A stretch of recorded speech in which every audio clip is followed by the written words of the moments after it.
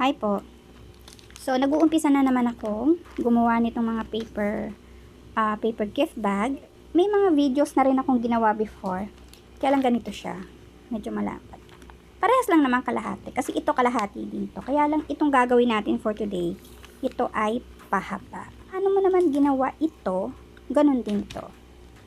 Okay? So, umpisa na natin.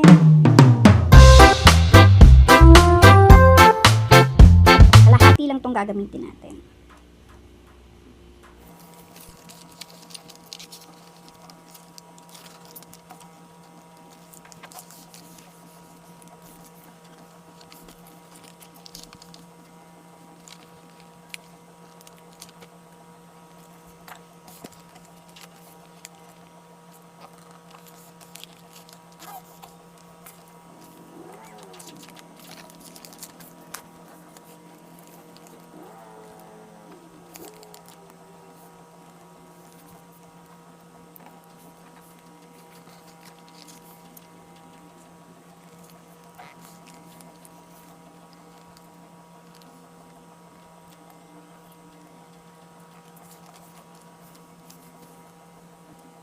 So, ayan, natapos na natin i-fold. Ayan. So, magdidikit naman tayo. Ako kasi, ang ginagawa ko, dinidikit ko to. Didikitan ko yan. At pag naidikit na yan, ito naman. Dire-diretso siya hanggang dito sa dulo. So, ayan, natapos na nating dikitan. Pero hindi mo rin kasi maiiwasan yung mga ganyang gusot to. Ayan. Yung mga ganyang gusot. Ang ginagawa ko dyan, ito, yung basahan, pinipress ko pa siya. Para kahit pa paano yung gusot mawala.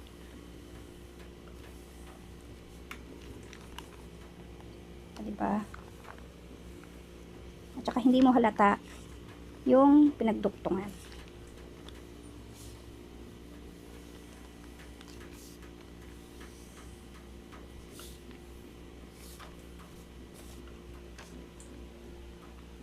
Ito nga pala yung ginamit ko.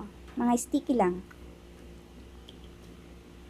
Hindi ako gumagamit ng glue. Kasi medyo fluid siya. Mababasa, masisira.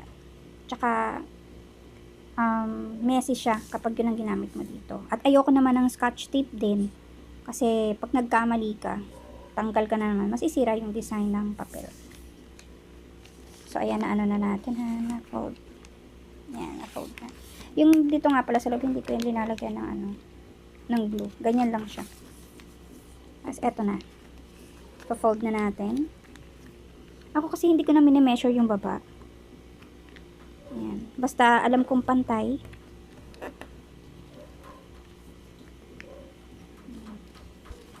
So, ipa-fold mo lang siya ganyan.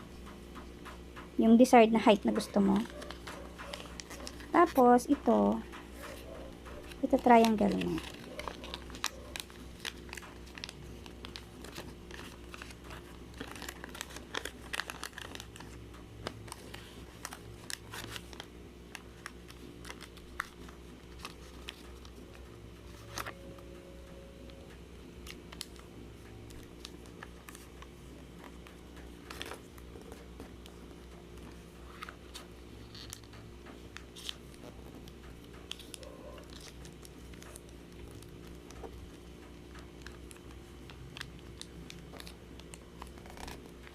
Be sure na pantay din.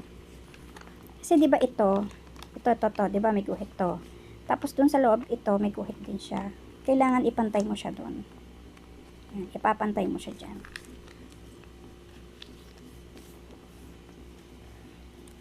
Yan, kapag napantay mo na, fold mo ulit. Make a triangle, yan ganyan.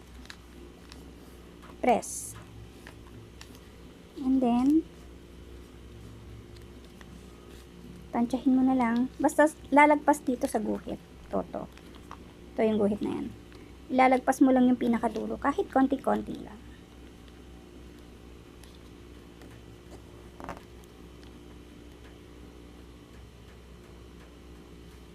Zoom natin ng konti.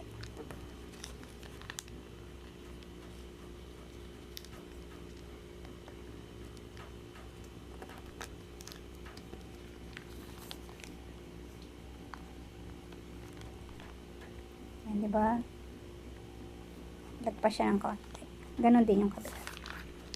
And then, itong nasa ilalim, ito yung unang-una mong lalagyan ng glue. Dito. Diyan. Tapos, tsaka mo siya ididikit ng ganon. Tapos, itong nasa itaas dito. Kasama dun sa dulo. So, tsaka, nadikit na natin siya. Press ko lang ng konti. Ay, sorry, magulo yung camera. So, pag na-press na, ayan na. Tapos, check nyo yung loob. Kung may nakadikit. Hanggang dun sa dulo. Ayan. Pag walang nakadikit, okay na yan.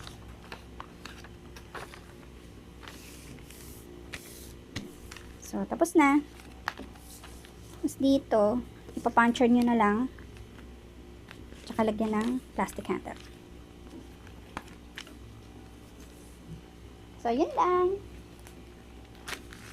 Yan na siya.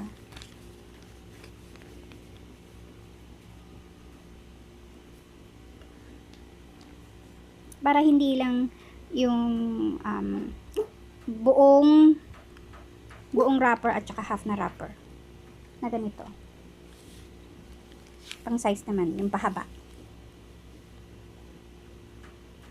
So, yun lang. Thank you for watching.